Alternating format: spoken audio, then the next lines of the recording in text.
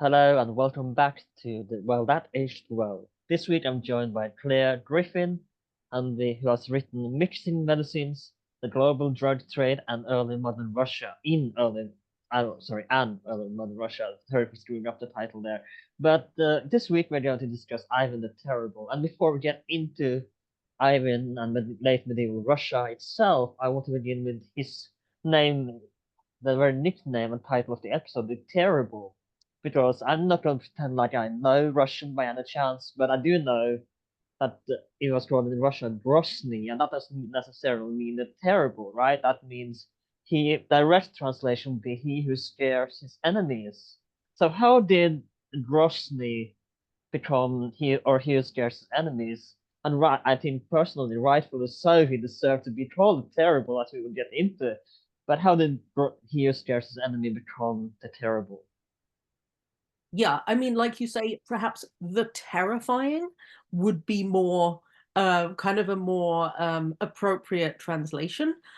So he gets the Russian nickname partly because he does have this very kind of over dramatic reputation even during his lifetime, but also later dynasties want to essentially big up Ivan as like this is our great and terrifying ancestor, and then you can say, oh, we're related to that guy. Remember how awesome that guy was and how he was like a big deal? He was one of us. So it's not even just about what Ivan did, it's about what other people wanted to say about him later. Um, it is an interesting translation. I think maybe the German schrecklich kind of makes a bit is kind of closer to the Russian. Ivan the Terrible, I think, yeah, it's just an odd choice of translation, and that perhaps we have changed our meaning of what terrible means over the past few decades, and so it sounds strange to us. But it was meant to be in early modern Russia, like you say, it was meant to be. This guy is really scary. He is very big military leader, and we should be terrified of him, or his enemies should be terrified of him. But it's partly been taken up and continued as the terrible because people felt like it expressed something different about him, that he did have this very strange reign in which he did some very strange things. And so we kind of have almost shifted it over to go, Ivan the strange person, we don't really understand why he did any of those things, as opposed to Ivan, this strong military leader. And yeah, it was seem to be quite a popular thing to do these days is to rehabilitate certain people who have nicknames such as the Terrible, or for example, mentioned one Caligula or Nero. Was the really real as mad as people claim? Is Ivan one of those who can kind of be rehabilitated by history? And not that we're going too much into that in this episode, but is he one of those that we should take a closer look at? Kind of like, oh, maybe it wasn't as bad as history made him out to be. I would actually say the opposite. So Peter the Great gets this great, literally great nickname. Peter the Great was a dick. I'm sorry, can I swear on this That's podcast? fine. That's fine. I Okay. completely agree with you. I mean, because it's difficult to talk about Peter the Great without saying he was a dick. He was at least as much of a problem as Ivan the Terrible in various ways. Like he did some really, really, really weird things and also killed his son. But he got this nice nickname and Ivan the Terrible didn't. Um, in certain conservative circles in modern Russia, they do like Ivan the Terrible because he was seen as this, or he is seen now as a very traditional figure and kind of linked to the Russian Orthodox Church and harkening back to a more purely Russian nature of things. And so he has been taken on by certain people. Should we rehabilitate him? I mean, he made some important reforms to Russia. So if you're just really into military reforms, then maybe you like the guy. But other than that, yeah, probably not. There was quite a lot of murdering. There is a certain dictator we are going to go back to at the end of the episode. I'm sure that kind of fancied him, so we're going to go back to that at the end of the episode. But let's begin with the early life of Ivan, because and again, this wasn't uncommon in monarchies in general in Europe at the time. But he did, as many young monarchs, he didn't really have a happy childhood. So Yeah, absolutely. We have this idea today that primogeniture, so the idea that the first son inherits the throne was really common, but actually it came up really later in the early modern period in a lot of places because it's a really stupid system. Hmm. Because it requires that you have one male ruler who lives long enough to get married, have children, and then long enough so that one of those children is old enough to take over. So we're talking about a military leader in a period in which we do have a much younger a population that dies off much younger than they do today, who has to live until 32 minimum, ideally older. And that's just a huge amount of pressure on the political system. And so, like you say, it's typical in some ways, Ivan the Terrible's reign, his father doesn't survive that long. And so we have Ivan's father being ill pretty much for the entirety of Ivan's life. If I made the comparison, just mentioned that his father didn't do it, but the Hohenzollern, they did have a reputation. The later Hohenzollern did have a reputation for maybe living too long Yeah, in the yes. line. The comparison, Yeah, it can kind of go either way, right? yeah. And so the father dies when Ivan is 3. And so you have this huge power vacuum. And if you had a different political system or even a different monarchy where you shift rulership to brothers or uncles or things like this, then it could be much more stable. But trying to keep the first son on the throne involves all of these kinds of maneuvering, and it puts a 3-year-old in this incredibly weird position. I mean, 3-year-olds shouldn't be in charge of things. I think we can agree. Yeah. And trying I to mean, get you see Boss Baby, right? So I don't know. yeah. And so trying to get adults to behave as adults around this 3-year-old, where they're all desperately trying to get the 3-year-old to be on their side, creates an intensely weird situation. And it must have been, for a lot of these royal kids, like you say, must have been pretty horrendous to have this phenomenal pressure on these kids, and this, the literal birthright. You have the weight of an entire country on your shoulders and the privilege of being in charge of a whole country, technically from the age of 3. Hmm. I don't know if I read this somewhere. Is Ivan or someone else I'm confusing about? But didn't Ivan like to necessarily sometimes kill the animals just for pleasure at some point? One of the reasons that we have so much on Ivan the Terrible today is we know way more about him as a person than we do about earlier Russian rulers, but we still don't have as much as we'd like. And a lot of these personal accounts of what Ivan was like as a person were written by people who didn't like him. So that story about him killing dogs comes from someone who didn't like him. Hmm. So it could be true, but also it might not be true. And this is actually the case with lots and lots of things from Ivan's reign, that we're getting versions that really are, like you say, that we have this complicated political situation, and the people who lose out at various points in Ivan's reign are like, well, it was that guy, and he was a problem from when we traumatized him as a child. Um, and so, did he kill animals as a child? Maybe, maybe not. It's really more about other people trying to create a specific image of him. And in that case, they are trying to create an image of him as the terrible, Mm, right? mm. I mean, again, to do another comparison, it wasn't that uncommon, right, for young monarchs to have this kind of weird hobbies. I mean, to do a later comparison of another Russian monarch, Peter III, he liked to kill rats, for example, as a fun hobby, and he had a kind of a guard ceremony for them as well, I believe, right? So it wasn't, again, it wasn't that uncommon to have this kind of quote unquote hobby for young monarchs, as I believe. Absolutely. And if you think about it, you can't really discipline the absolute monarch. Mm, This is, the origin of this phrase, whipping boy.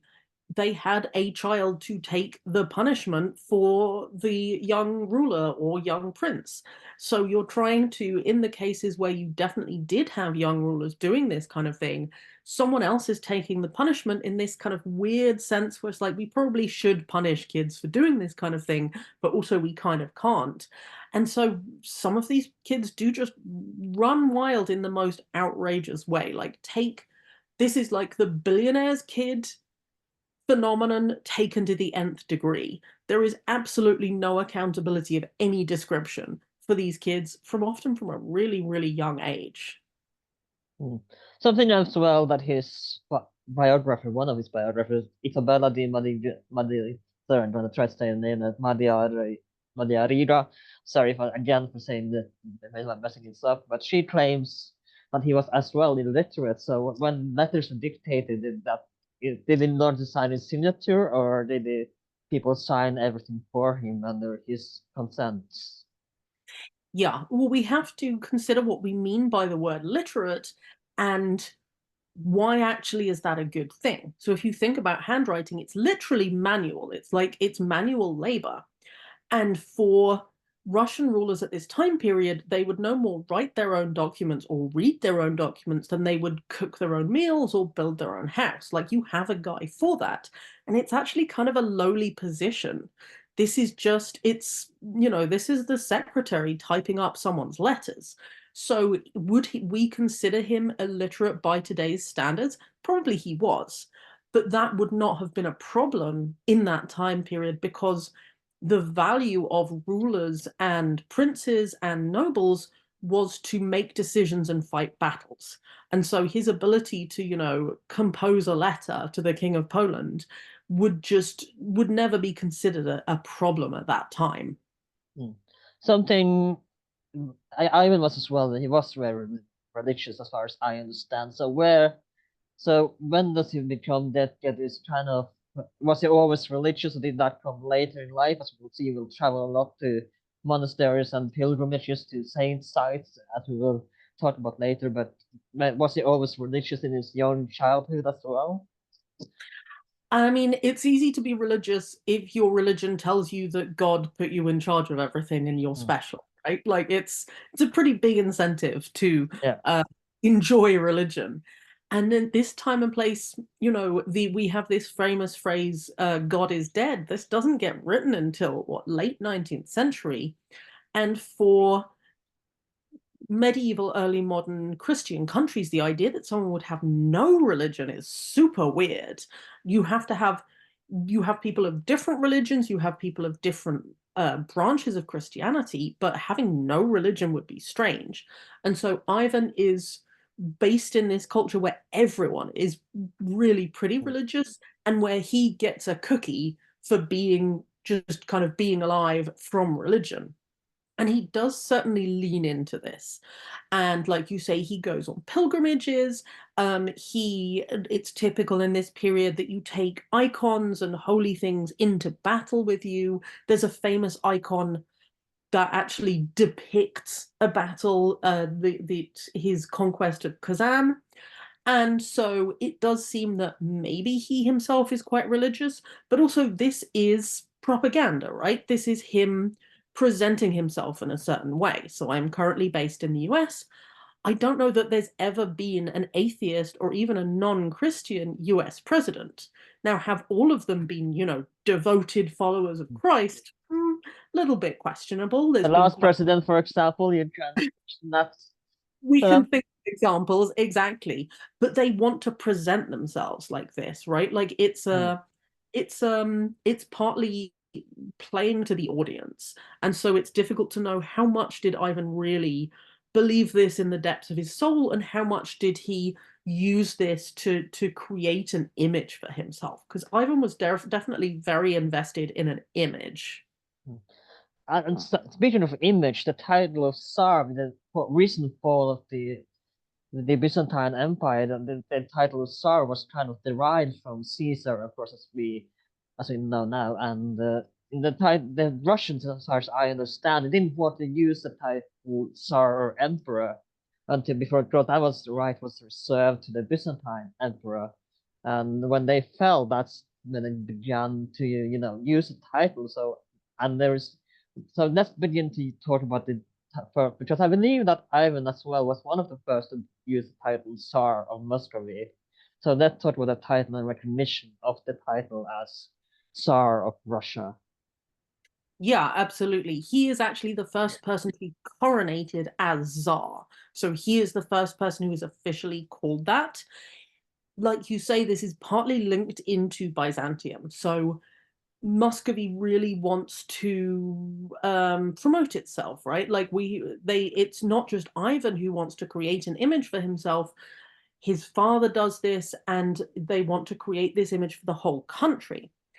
This idea that the fall of Byzantium was this huge moment is again a creation of the Russian rulers. Byzantium is constantly falling. Like people are taking it over Since all. World War IV, you mean? Yeah, it's like a revolving door. It's falling, it's back again, it's fallen. They like the date 1453 because they then claim that when Ivan conquers Kazan about a century later, that was the first victory of a Christian army over the Muslims in a century. And so it's this retrospective logic, right? It's saying we are great now. Well, can we find something that tells us that we were as great as we think we are, and we can then tell other people.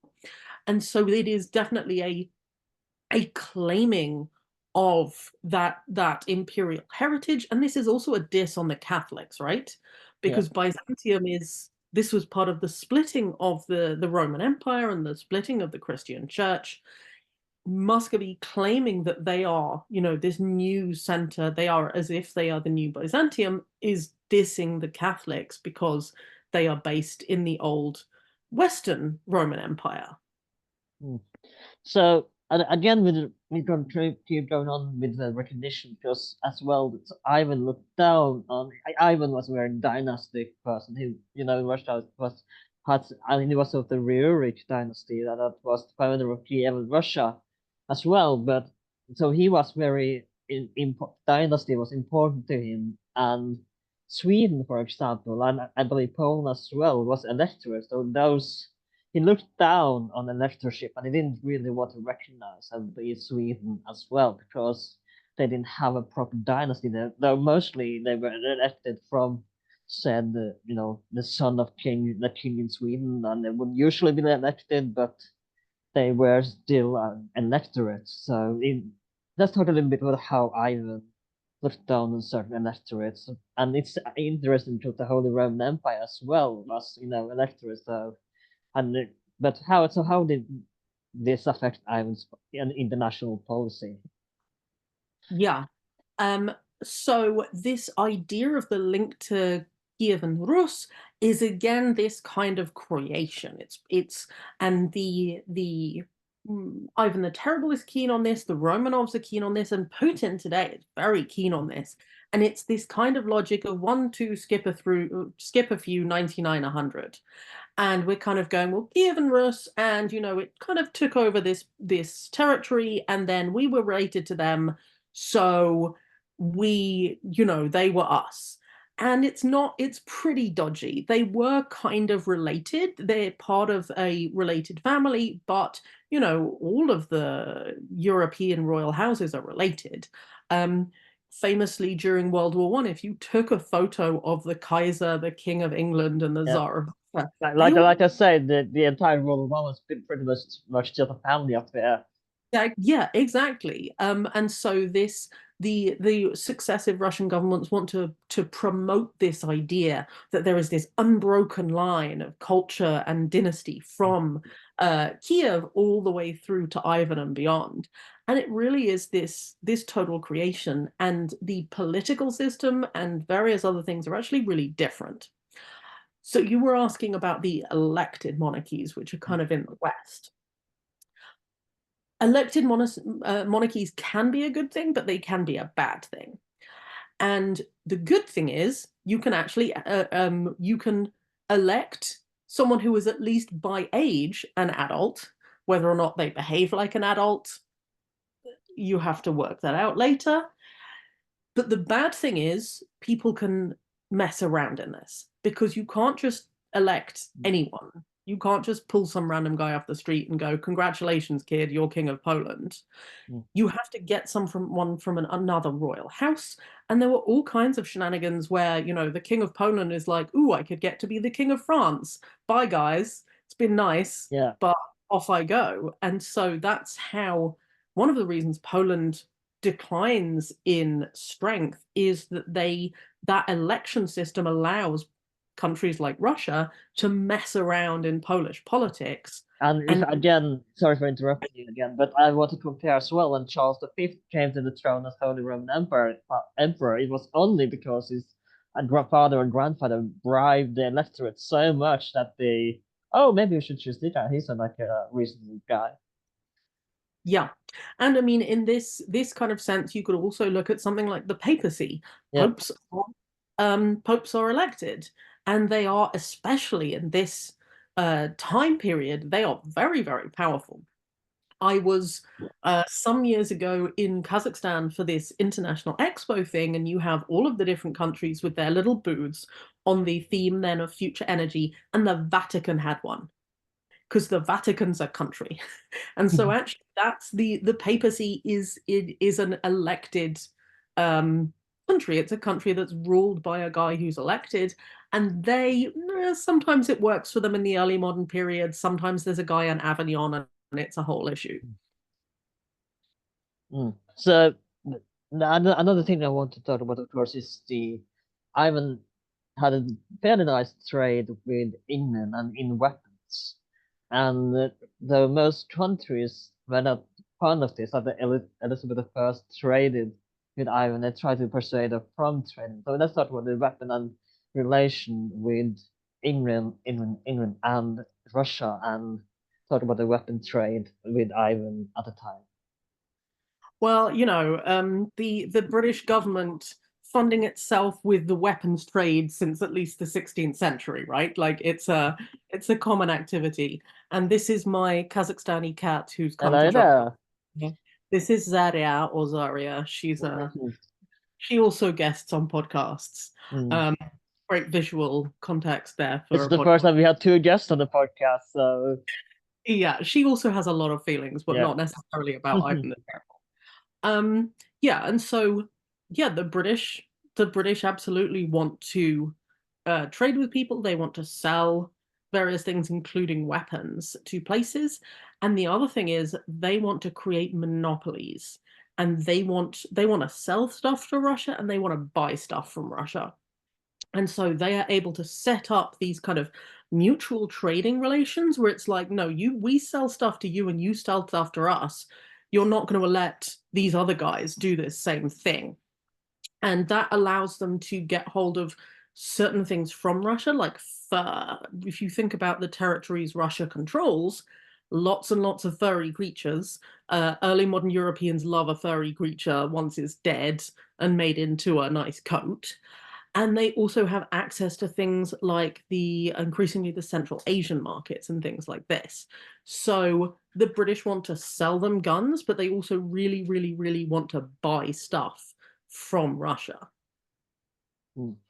And of course, and let's talk about the trade with itself to Russia. It seemed it was through the Baltic Sea, right? Just through Denmark, Sweden, and where they were positioned for Sweden and Denmark at the time, because I assume that was the route right from England, that would be the best route through the Hanseatic Ocean and then into Russia. So were the opposition from the Scandinavian powers at the time that only no, you shouldn't trade with Russia. They are kind of closest enemy at the time as well. So we then wanted to sell weapons to them, or was it kind of contraband in a way when it, or how quote unquote legal was this trade? Yeah. So one of the big issues for the early modern period in particular is if you're trying to control trade, you have to try and avoid other people's territories. Yeah. And so one of the things the British are able to do is it's this wildly dangerous route where you're actually sailing north of Finland and all the way around the coast, and you're in northern Russia in what is now Archangel. And then, having sailed from like southern England round Finland in this ludicrous way, you then have to take stuff from northern Russia down to Moscow. How And did this this work in the winter time where no trade in winter since it's what kind of icy fjord, sea oceans in winter? That of course was one of the problems Russia had as well, that had no ice-free ports. But was it that was whether how was the trade during winter time? the seasons in which you sail is hugely important in this time period, and you kind of get you have opposite weather conditions but the same problem for the Americas, because you have things like hurricane season. Mm. So you can't, this is why you have a lot of shipwrecks from kind of Spanish galleons and things off the coasts of the Americas. It's people who left at the wrong time and got caught in storms. And like you say, that you get this same seasonality of sailing from England to northern Russia. You can only get it done at certain times of year. You definitely don't want to be trying it in the winter, but ideally you kind of want to be getting into port for the winter, for so that your goods are on the dock at the start of the winter, because one of the fastest ways to move inland in Russia at this period is on the ice. Mm. So this is before asphalt, right? Yeah, And can you imagine, like, if it's a rainy day, can you imagine trying to like drag mm. a cart from northern Russia down to Yeah. Moscow? It's a nightmare. So instead they have like massive, massive sledges. And once everything freezes, you whack everything on a sledge, sometimes put it on a frozen river and send it down to Moscow. So there's a lot of kind of seasonality and meteorology that goes into trade in this period. Mm. We have to, of course, another thing we have to talk about is one is because it's the Ivan's many marriages, and as you know, in the Orthodox tradition, you can only marry 3 times, and I believe so Ivan's father as well married more than just 3 times, as did Ivan. So let's talk about the marriages and how, especially with his first wife, I believe, like you said earlier, he would travel a lot with her and his son, which would in the end prove fatal for her. Her, if I remember correctly, so she dies on journey because she was quite ill. To the safety places. So let's talk about many marriages of Ivan as well. Yeah.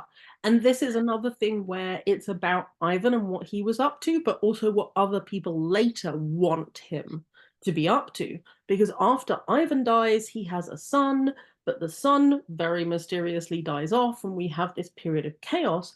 And then the Romanov dynasty is actually elected. And that's the final dynasty of Russia, and they are in charge from 1613 to 1917, where everything famously goes wrong for them. But they don't want to admit they're elected because, we don't like elected monarchs in Russia. And so they are related to Ivan the Terrible's first wife. And so we desperately want this first wife to be, the love of his life and this wonderful person. And all of the good things in Ivan's reign happened when he was married to her. Because then we, the Romanovs, are the best part of Ivan the Terrible's reign. So Is this the truth to this that she kind of kept him in check with, and that he kind of went a little bit mental after her death, that it kind of took a toll on him? Is it the truth to this? I'm a little bit skeptical of this because he had a lot of things happen to him, and like I said, this is so key to the Romanov dynasty later. They really want her to be the good one in this, and like you said, he had this shitty childhood. And one of the other things that happens whilst she's alive, he has a major health crisis, and he wants his boyars, his nobles, to swear allegiance to his young son. And they're really not keen on this. And they're like, maybe, maybe not. Is this Fyodor the handicapped kid, or is this the? This is an older child who actually does later die. And so that experience, and so unfortunately for those nobles, Ivan gets better. And that experience makes him really paranoid of his nobles and really distrust their loyalty. So did the death of Anastasia, his first wife, affect him? It would have affected him in some way, but he had a series of events in his life in which he understood the fragility of his position. On the one hand, he is the, unchallenged ruler of everything, but on the other hand, it's not how it works out in practice. And he has all these incidents where he feels like people are conspiring against him, you know? As so many other monarchs, of course, has. Absolutely. Yeah. You And mentioned like, you mentioned the boyars, and I want to talk a little bit about Ivan's inner circle and the role of the boyars at the time, and how did they have a say in Ivan's reign, and did they, and again to the comparison with Stalin, and of course he wasn't alone in his cruelties. The men around him as well affected him deeply in the cruelties that he committed on the Russian people. But was it kind of the same in the boyar circle around Ivan? Did they have an effect on him to make him kind of do the wrong thing at the wrong time? Or, and we will talk about the Opricina later, but did they have any effect like mostly the men? I'm sorry for doing so many comparison, but like kind of like the men around Stalin in the circle that they kind of thought it with helped him kind of go in the wrong direction in a little bit. mm. Well, the Stalin comparison is interesting. And of course, there were these famous early Soviet films about Ivan the Terrible, where he kind of, Stalin took a while to go, hey, I think this is secretly about me. Hmm. So there are people who've Main made, character. yeah, exactly. There are these comparisons that have been drawn. One of the major differences about the advisors of Ivan the Terrible versus Stalin is that Stalin was in a position to really handpick people and say, you can be this guy because I've decided.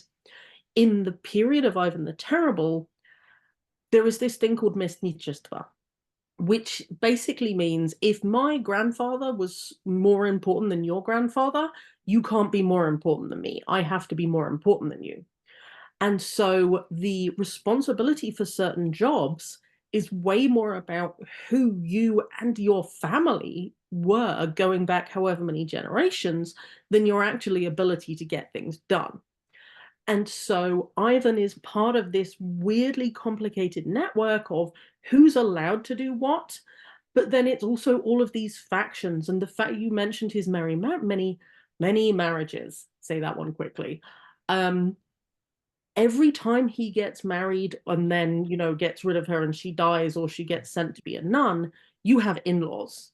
Imagine having that many in-laws. Oof, And I can't imagine having one. and they're all in your kitchen and they all have different ideas about what you should be doing.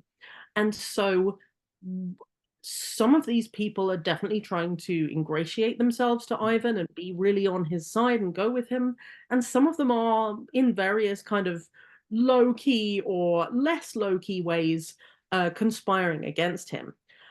Did the boyars help keeping him check? If they were trying to, they did a very bad job.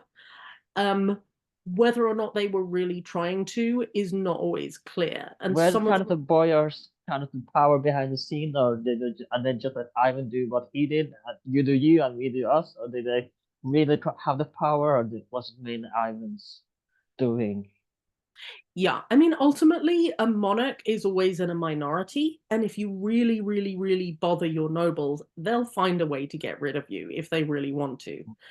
And so he had to have a at least a significant minority of them on side with him at any given time, and he becomes very good at playing them. So we have, you mentioned the Oplichna. He has various times where he's like, I hate you guys. I'm going to go hang out in my treehouse by myself. Screw you. And, fake abdicates in order to make them freak out. So if anything, it seems to have been the other way around, that Ivan the Terrible became very good at manipulating his nobles and making them desperate for his approval. Mm. I want to mention we mentioned the marriages of Ivan, and I want to mention something that I find fascinating about the Russian. I don't know if this would be a thing in the later Romanov dynasty as well, but the marriage ceremony, or not a ceremony, but the picking of a wife in Ivan's time is fascinating. So let's talk about how he actually found as like a maybe that I don't know if this was the case for Anastasia, but how he found his second and later wise as well, because the marriage picking, if you will, is they just, in my understanding, they kind of just took a lot of noble women from families because he didn't want to marry from outside Russia, as far as I understand, and that they just brought them together and they just picked one, and then it was kind of like a bachelor in a way. Exactly. That was exactly what I was going to say. It is the Bachelor medieval Russian I've edition. given you the rose. Yeah, yeah, exactly, exactly. So at some points, Russian rulers marry outside princesses. So you said, you mentioned the Byzantines earlier. One of the earlier rulers marries a Byzantine princess to kind of get that connection in. But in this period, he is mostly marrying people from inside the Russian realm. Sometimes it's Russian princesses. Occasionally, he's marrying people from places like Kazan, which are recently conquered territories. But this is the traditional way they do this. It's called the bride show. It's super creepy. It is very bacheloresque. And the phrase you get is "Для царской радости." He is choosing someone for the Tsar's joy, and they have to be. The theory is that it's love at first sight, and he sees this beautiful woman, and they fall in love. In reality, we're putting our thumb on the scale. And again, especially in his early marriages, he's not just marrying some random peasant or even some low level noble necessarily. They're making sure it's someone in the early marriages, it's someone strategic. And it's all about it's building these various different coalitions and trying to get different groups on side with you. Mm. So we mentioned the Opricina as well, and so let's talk a little bit about some of the reforms that happened under Ivan, and one of them, like you said, is the Opricina, and I wanted to do it's kind of probably a vague comparison. Sorry if again for doing so many comparisons. Take a drink every time I do a comparison in this episode, but uh, Absolutely. that's well, is it kind of like the Soviet collectivization in a way? The Oprichnina is my understanding was kind of land reform that didn't really go as well as Ivan the Clown.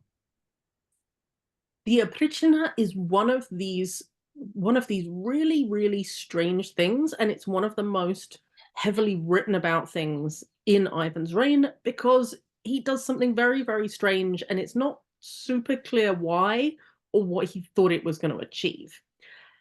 And so, it's interesting in present US context to be talking about an autocrat who wants to create land reform to take greater control of their realm, right?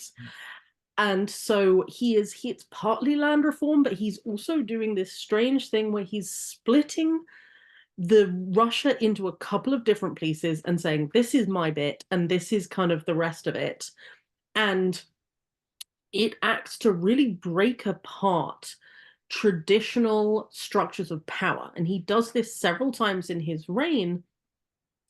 He is moving people around, he is moving structures around to break down the power bases of various nobles. And so that although he keeps fake abdicating, in reality, he is actually augmenting his own power by doing strange things that break down existing structures and the power bases of various people.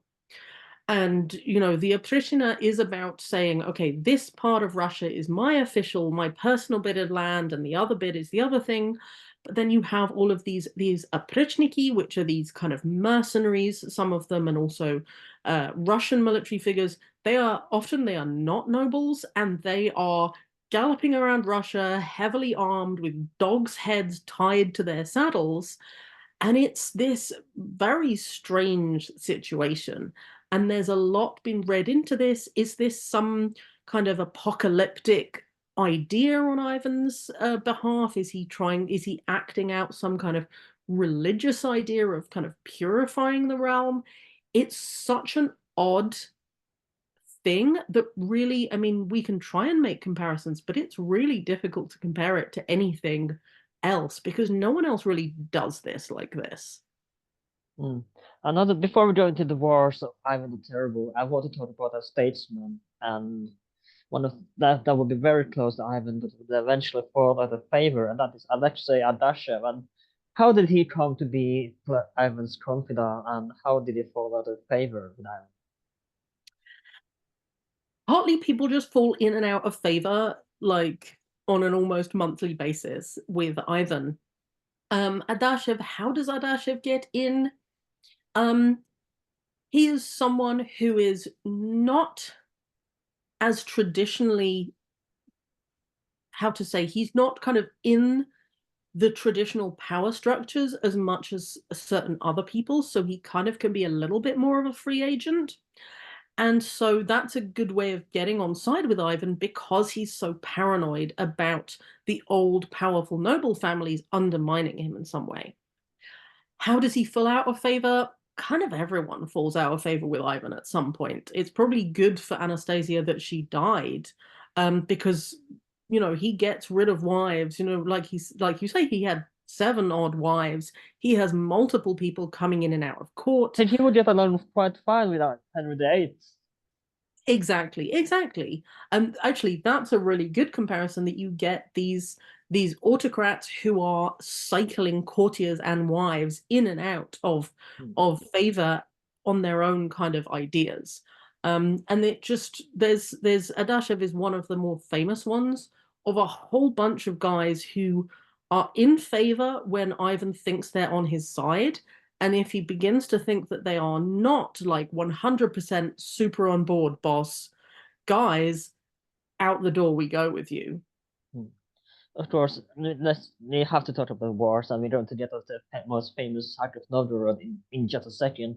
But I want to talk about in the beginning because he has a very unsuccessful war with Sweden, and I don't know if they had Finland at this point. But so let's talk about one of the first wars, which was his wars with Sweden. So this is the Livonian War, I Yeah. guess. Yeah. So he has, like you say, he has several wars. Some of them are really successful. The wars in the East are really successful. The war in the West really doesn't go as well.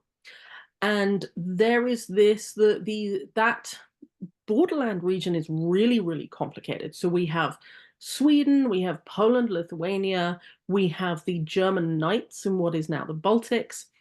And so you always have these multilateral fights.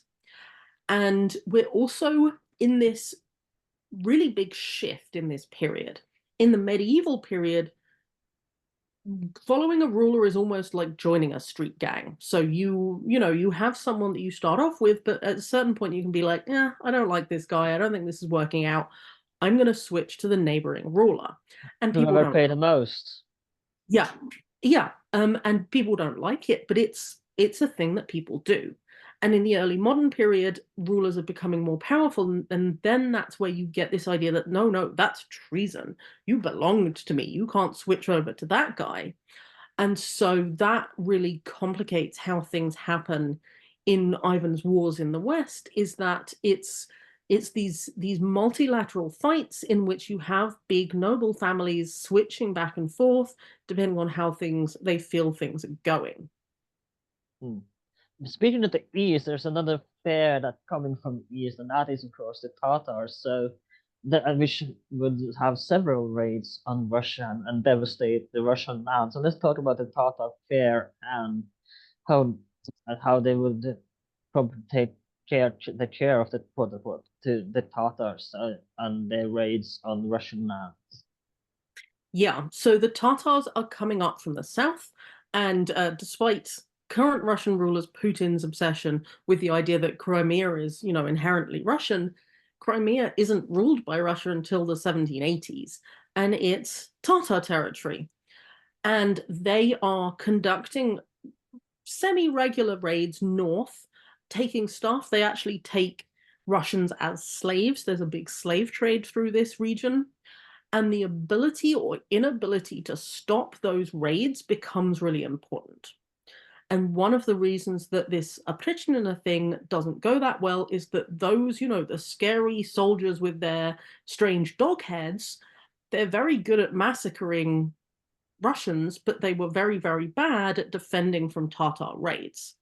And that's actually it's a more common kind of warfare. These kinds of things like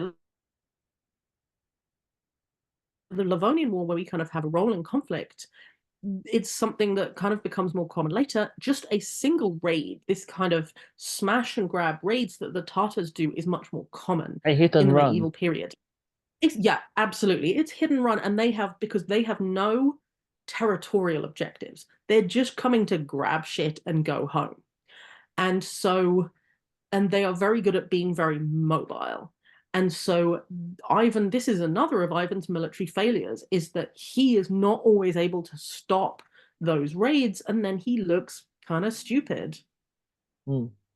And of course, we have to talk about, before we get into Saturn Novgorod, I want to talk a little bit about Novgorod itself, because it was, believe it or not, at the time of Republic, pretty much from the time of Kievan Rus. And so let's talk about how it became a republic, and let's talk a little bit about the republic and history of the Republic of Novgorod, which I find super fascinating in itself, and it should definitely be its own episode.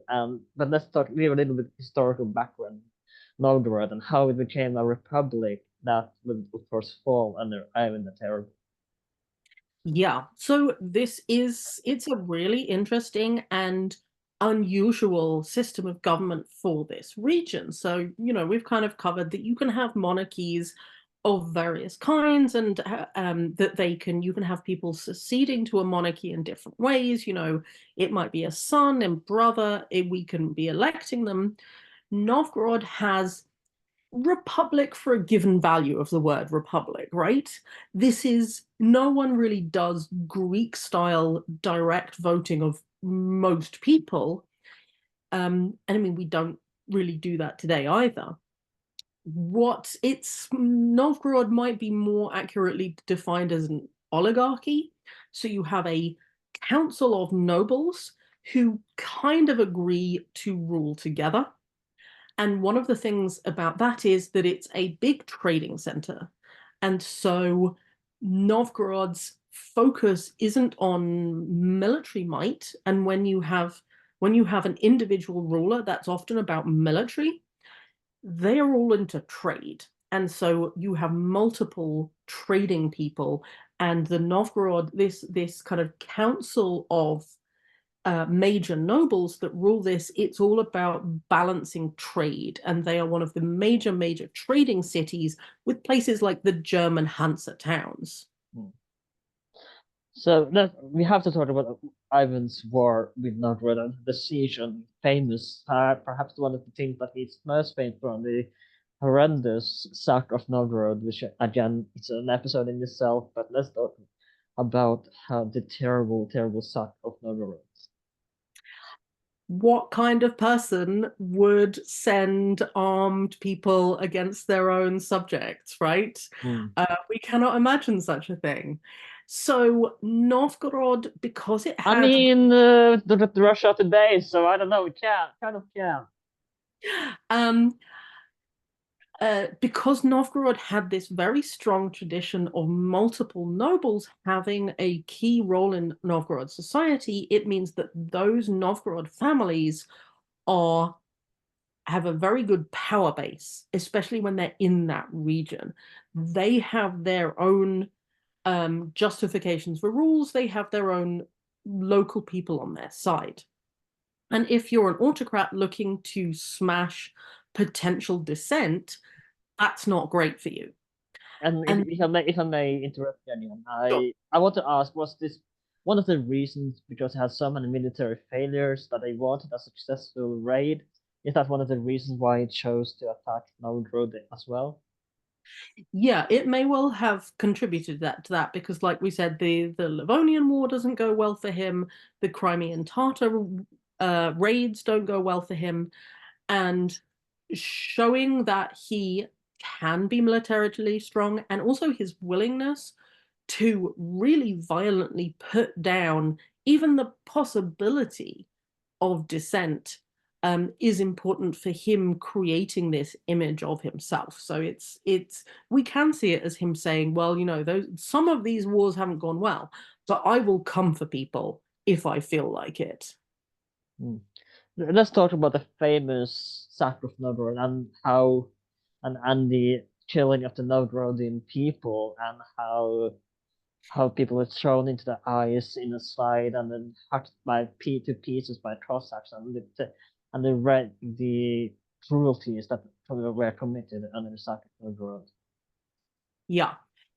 I mean, again, we're in a Christian society, right? Mm. And burial is supposed to follow the Bible. And we have the first burials in the Bible. I think this must be Sarah. And it is a human body that is left fully intact and interred in this case in a cave, but later burials are under the earth. And it's that keeping a body whole is very respectful in all of the Abrahamic faiths. You have to do this in Islam, you have to do this in Judaism.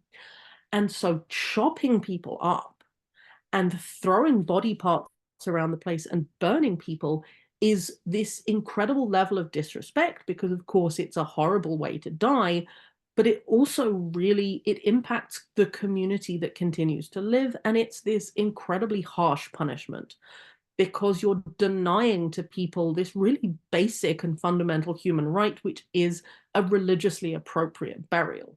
So that it's not just about the violence of killing people. Like you say, it was very, very violent, but it's a deliberate disrespect to those people that you're kind of even punishing them after death. There's a chilling line that in some one account that says that he Ivan had someone thrown under the ice and just dragged him along under the ice and then took him up again and said, "What did you see?" And he says something like, "I saw hell, and there's a special place for you down there." It's really chilling.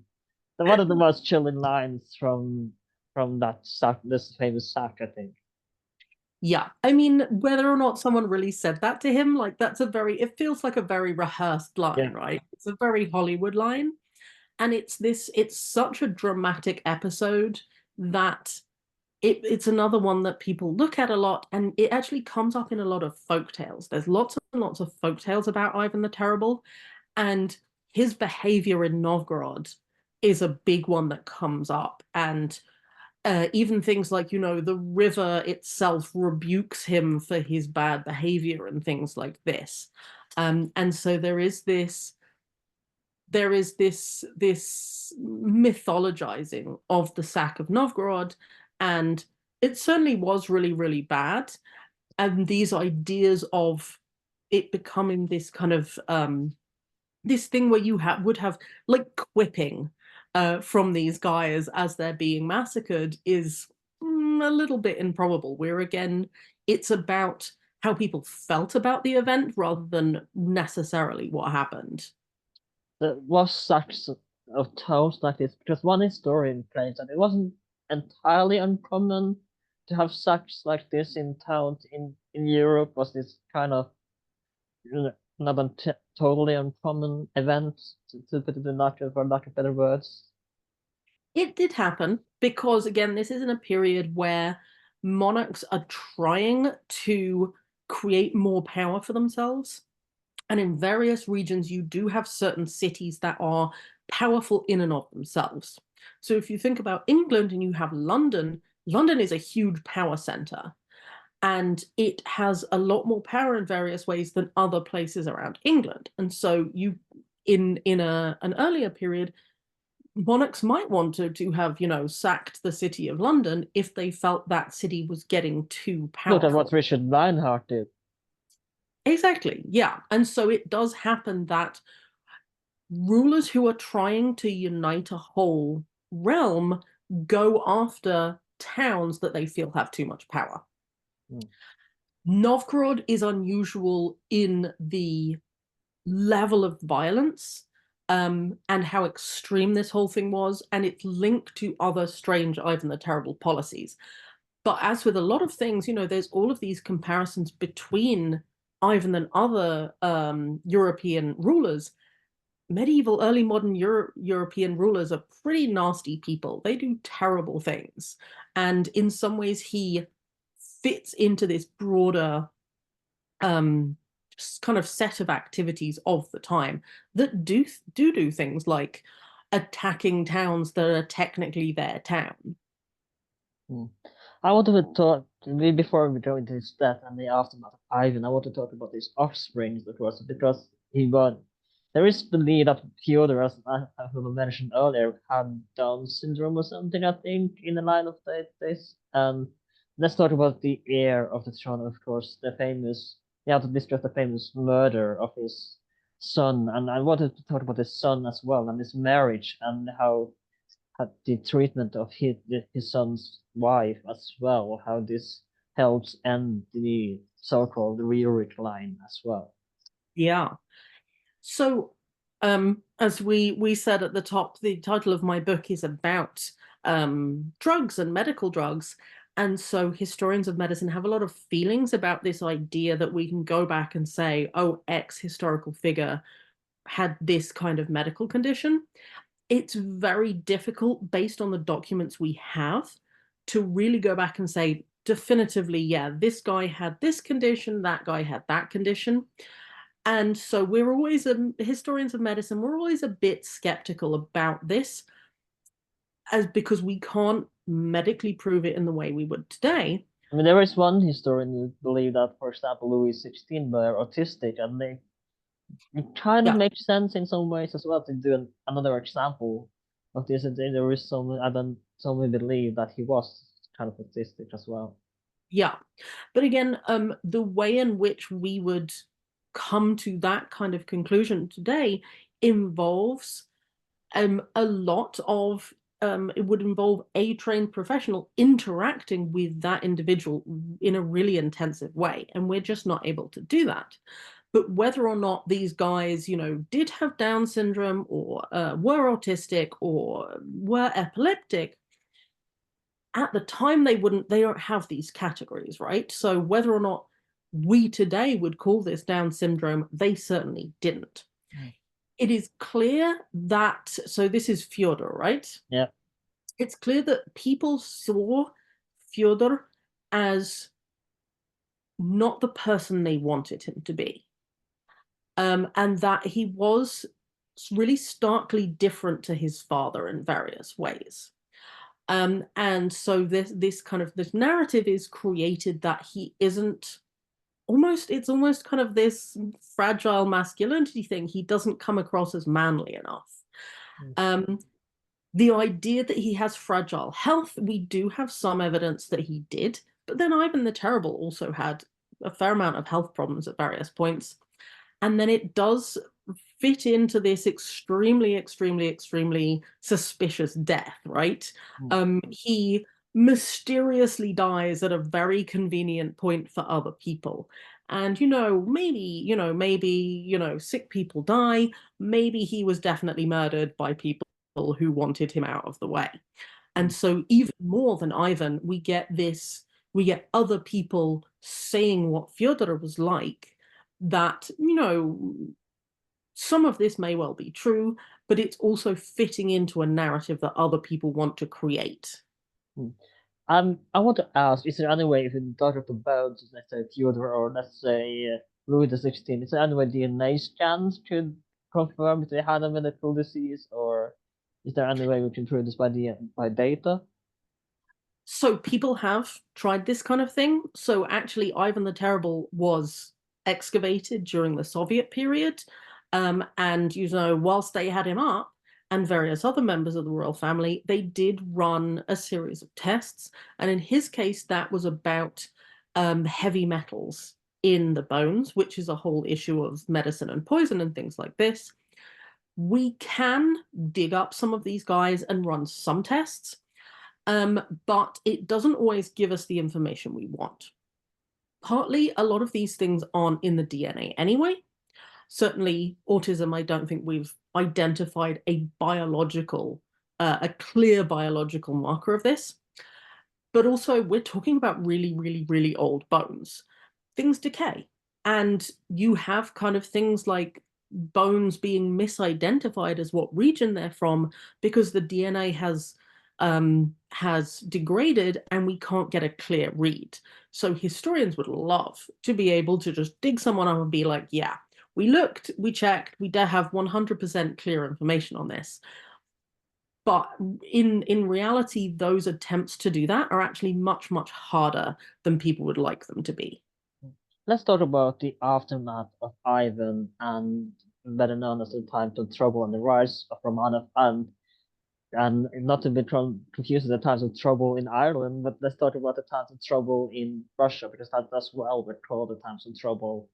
as in the past timing, when after Ivan passing, because like you said, he murdered his own son, and then there's a famous painting of him holding when he is half going half mad, and you see him cry, his son. I don't remember the painting exactly, but it's there is a famous painting, I believe, I of know him which one you mean. I'm struggling holding his son. and maybe. And but let's talk about the times of trouble and the aftermath of Ivan the Terrible. Yeah. So sometimes I write for historians of Russia, sometimes I write for historians of science. And for something I'd written for the historian of science, I had to kind of write like one paragraph on the time of troubles. And I was like, how am I summarizing this? Um, there was a guy and he died, and then this other guy showed up and he was like, no, I was the guy that died, and then he was killed, and then a third guy showed up who was like, I'm actually that guy and the first guy we were all pretending to be to start off with. It's like trying to summarize 4 seasons of EastEnders or something in a handful of sentences. It's it's wild. It is absolutely Well, wild. wasn't there false Dimitri as well at some point? There's at least two false Dimitris. Like we have pretenders all over the place. So Dmitri is one of the possible succeeders to the throne, and he dies. And this guy called Boris Godunov mysteriously comes into power, but people don't like him. And so you then have, in the same way that Russia messed in Poland's politics, the Poles are like, hey, seems like something interesting's happening across the border. A first guy comes along and he says, actually, I'm the guy who died, who you said we died, but no, I am Dmitri. So this is the first false Dmitri. And he is able to kind of make some inroads into attempting to take power. He is then killed, and there is a legend that his ashes are fired from a cannon in the general direction of Poland. Probably not true, but a cool story. And then after he dies, there's then another guy who is the second false Dmitri who kind of tries to run the same scam. And it's pretty much what Ivan the Terrible had feared, which is when we got rid of a strong czar, there is this just chaos of different noble families and different foreign countries attempting to grab power in Moscow. And it just really, really falls apart for a long time.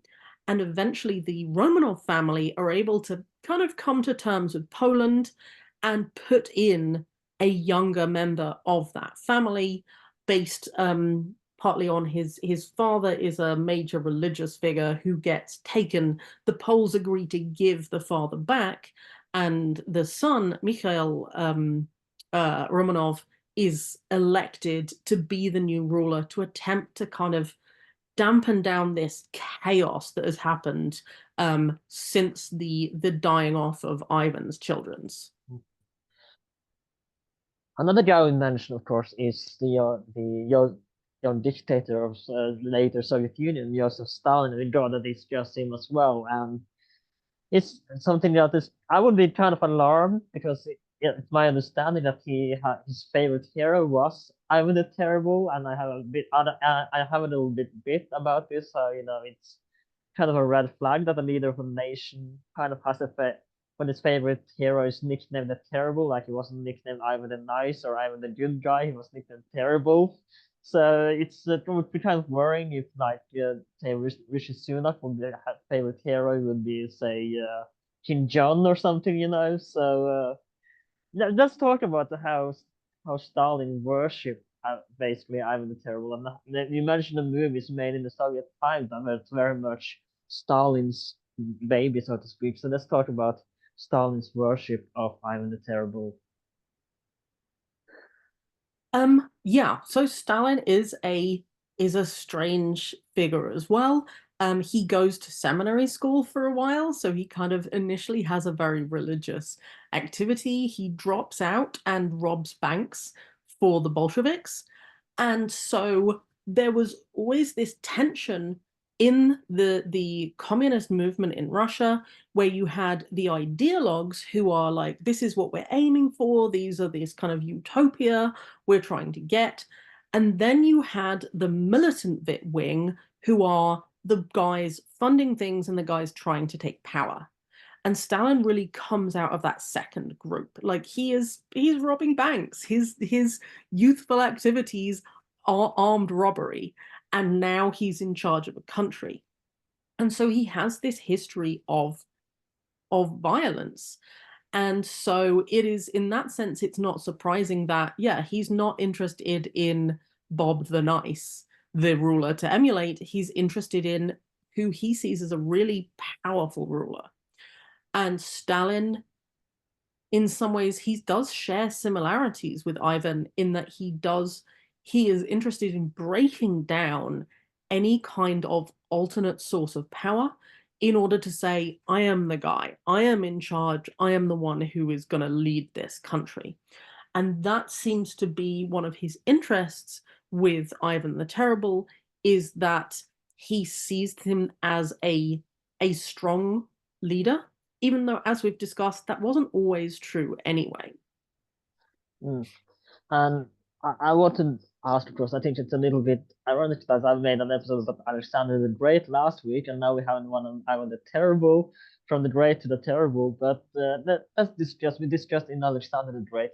Did they deserve the name the Great? And I want to ask you as well. Do you think he deserves the title the Terrible in, as he's now known for in at least the Western Hemisphere of the world? Yeah, I think he does. I think he does. Like we've said, none of the medieval early modern rulers of Europe are exactly, the kind of people you would want to watch small children. They're all pretty nasty people. They all do pretty nasty things. But Ivan the Terrible really was one of the ones who went out of his way to make things more violent. Um, and so I think we can keep that nickname, and we can kind of keep both aspects of the nickname. He is terrifying, and he was a terrible ruler in that he did really bad things to his subjects. Hmm. And I think we're gonna round it up there. Thank you so much for coming. It's been a great pleasure to have you on. Before you go, where can people buy your book, Mixing Medicine: The Global Drug Trade in and Early and Modern Russia? Where can people find it if they want to read about medical history in late medieval Russia? And do you have any social media where people might find you as well, or links you want me to put in the description below? Sure. Well, first of all, thank you so much for having me on. It's always fun to chat about Ivan. My book was published by McGill Queen's Press, available at all major online sellers. I will also say that the press will be less happy with me for saying there is an open access ebook version that we will certainly put that link in, if case people like a nice free ebook. Um, and yeah, I am available on all socially questionable media, and I also have a website, and I'll give you the links to those so I won't have to try and explain how to spell certain of my oddly chosen social media handles. That was brilliant, brilliant. Thank you very much again for coming on. And this has been With That Aged Well. We are available on Spotify, Apple Podcasts, YouTube, wherever you can find podcasts these days. If you're an Apple Podcast, consider writing a review, and I will try to read it on the podcast if I find it. If you're on Spotify, give us 5 stars. That would be most appreciated. I hope you enjoyed this episode, and please check out some other episodes as well. We have some great stuff out there, and I hope you enjoyed this episode. Please like, share, and subscribe, and I will see you next time.